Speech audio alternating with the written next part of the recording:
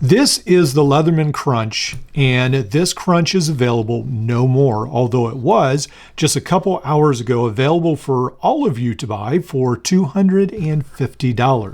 Leatherman Crunch just did their Garage 8. Sort of came out of nowhere for me. I don't know how it was for you guys. So I had gotten an email yesterday, I think, or perhaps the day before, to keep on the lookout for some more news regarding the Leatherman Crunch.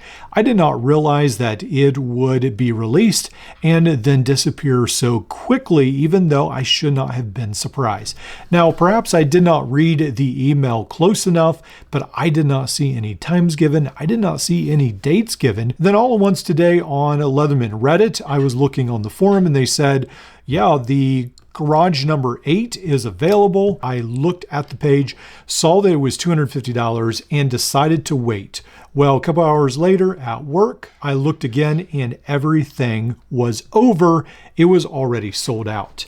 Now, what Leatherman did is they did some pretty neat stuff is they actually added a bit driver and the bottom here, and then they gave it a special coating, and instead of having the Phillips driver, these flat drivers, the file, and the serrated blade, plus the lanyard hook or the lanyard attachment, they added a bit driver, also a T-shank adapter. The T-shank adapter and the scalpel holder, it looks like, are one unit, which is a really fascinating concept.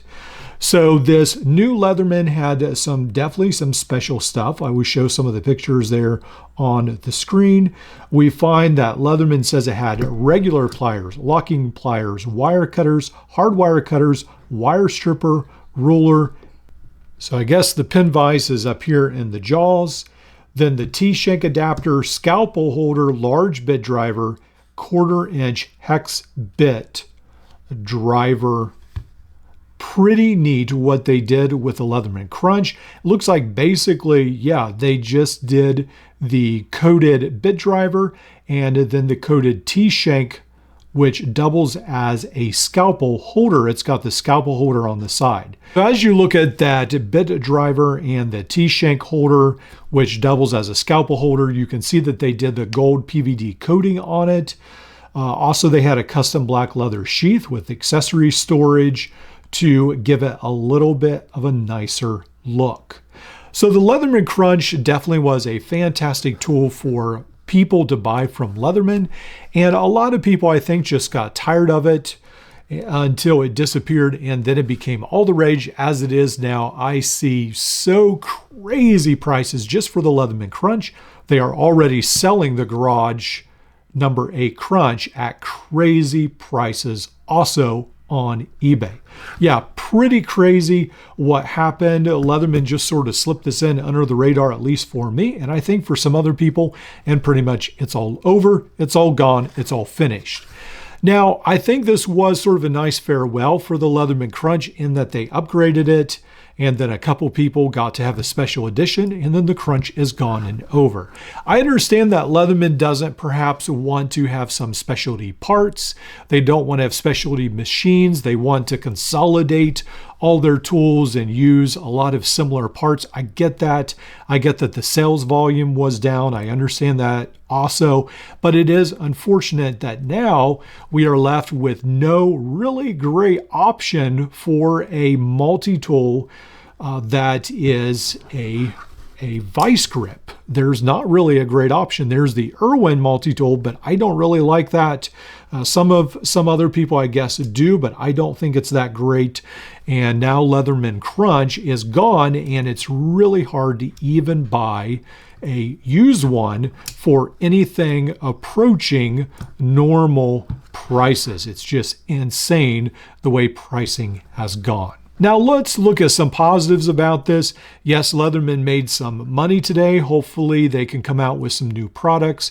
Hopefully it keeps funding their innovation and helps them as they deal with all these clones that are flooding the market and are getting better and better. Hopefully it keeps Leatherman alive for another year or two. So let's look at some of the negatives about today. Well, unfortunately today, Leatherman had another garage release, and yet another release is gone and over, and people are selling it for outlandish prices on eBay. It seems like it's becoming a bit of a broken record.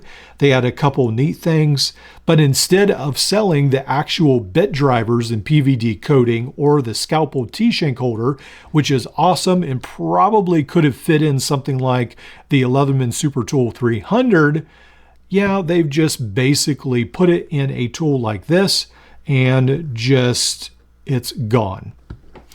What I am shifting to is almost creating garage products on my own. I'm enjoying using all the multi-tool options that are out there on the market and making some unique tools that no one else has and making them in my own workshop. That's pretty much where I'm at the moment.